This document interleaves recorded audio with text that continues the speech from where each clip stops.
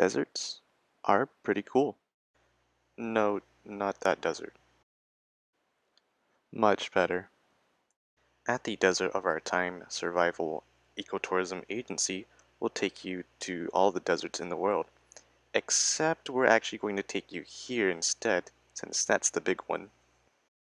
Here at Dude, we know that the desert's climate is quite arid and receives such pitiful amounts of rainfall every year. Throughout the year, the climate is usually hot, dry, and sunny.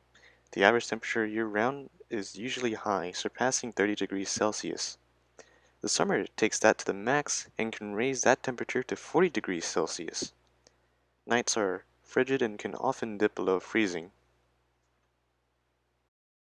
In this lovely desert, we can surprisingly find quite the bit of flora around here, like this lamparine olive tree, or this dome palm tree, this wild desert gourd, and desert thyme, and of course, grass. Sahara love grass. A biome can't be the new hot trend without some grass. While staring fondly at grass, you may come across some camel-looking things that are probably camels. They are the dromedary camels, and they are native to these type of environments and have been largely domesticated for our camel-related activities. On the far stretches, you can find some really big birds that can run really fast and lay giant eggs. If you thought I was talking about ostriches, then you're correct. Also, look at these adorable desert hedgehogs and this cute croc.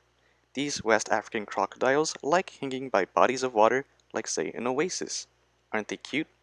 But the real monster of the desert, the most terrifying of all, desert snails. After being utterly terrified of snails, you could go and ride a camel and travel through the sand, or, if you miss snowboarding, try some sandboarding, but be careful of sand. It's coarse and rough. And after all, why not stare at the night sky and look at some beautiful stars in the unobscured sky? After all that fun, you may find yourself to be tired and alone and surrounded by snails. Okay, maybe not that part, but it's important to reduce exposure to the sun as much as possible in order not to dehydrate faster than necessary. It is also just as important to not freeze during the night. Find or create some shelter for yourself and conserve that energy. Forage for necessary supplies in the early mornings or evenings to get you through. Of the many resources you'll need is a source of water. You'll need to stay hydrated while trekking through the harsh desert, but don't down it all in one go. You can check how hydrated you are through your urine. A clear light color indicates you're well hydrated. However, if it's dark, then you should really rehydrate. You may worry for your source of food, but don't fret. You can survive for 3 weeks without needing to eat. In fact, eating would make you thirstier, so ration that food wisely. If you need to know where you've been traveling, you can leave a trail of stones to mark where you've been, or watch out for some key landmarks.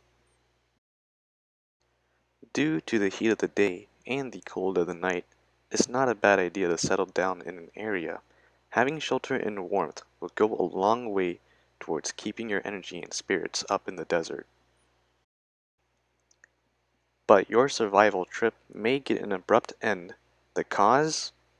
No, wait, actually, small changes in temperature and precipitation can drastically impact the animals and plants.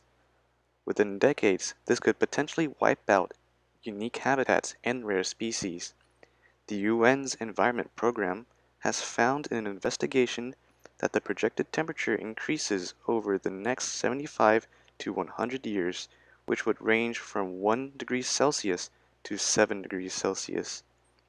Although it may seem like a small number, warmer temperatures threaten to upset the delicate balance of desert life. Droughts can dry up waters and can increase the number of wildfires of already sparse vegetation. Thanks for watching. I hope I didn't bore you.